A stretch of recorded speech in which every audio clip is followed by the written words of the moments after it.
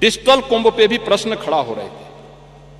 और महोदय, मैं इसके बारे में भी आपसे चर्चा करनी, इसके बारे में मैं सदन का ध्यान आकर्षित करना चाहूंगा कि दुष्प्रचार की अपनी एक सीमा होती है।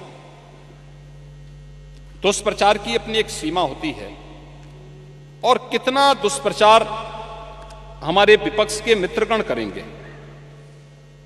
मैं देख के भौचक हूं कि कैसे ये लोग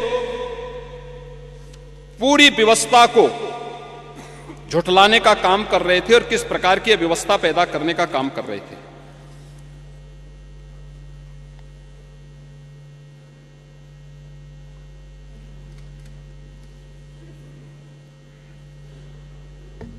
इसमें खासतौर पर समाजवादी पार्टी का जो मीडिया सेल है, इसने महाकुंभ के बारे में जो दुष्प्रचार किए, इसमें इन्होंने कहा था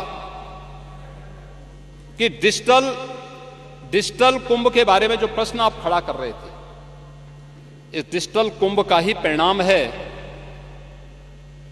कि 22,000 से अधिक श्रद्धालु जो इस पूरे आयोजन के दौरान अलग अलग समय में मिसिंग हुए थे, यानी गायब हुए थे, अपने परिवारजनों से बिछुड़े थे, जिसमें से एक समाजवादी पार्टी ने भी लिखा है कि महाकुंभ में मची भगदड़, सरकारी अव्यवस्था, कुप्रबंधन, भ्रष्टाचार के कारण हजारों लोग लापता हैं।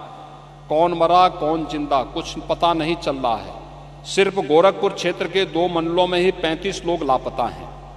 महोदय, इसका जवाब हिंदुस्तान ने अगले दिन दिया कि महाकुंभ में लापता सभी श्रद्धालु घर पहुंचे। ये है, ये आपकी सच्चाई है। कितना झूठ बोलेंगे, उसकी एक सीमा होती है। ऐसे ही द हिंदू ने दिया है Mahakumbh stampede for missing Telangana women found safe. ये हिंदू लिखता है कुंभ के बारे में। अपनों से बिछड़े 44 श्रद्धालु घर पहुंचे, ये गोरखपुर का है। और डिजिटल खोया पाया सेंटर लोगों को खोजने में कर रहा है मदद। 20,000 से ज्यादा बिछड़ों को अपनों से मिलाया। अमावस्या पर, मौनी अमावस्या में सबसे ज्यादा परिवार से हो गए थे दूर, और ये सभी लोग मौनी अमावस्या के दिन 8,725 लोगों को उनके परिजनों को सुपुर्द किया गया। मकर संक्रांति में पौष पूर्णिमा 13 जनवरी को, मकर संक्रांति 14 को और 15 जनवरी को 598 श्रद्धालुओं को उनके परिजनों से मिलाया गया।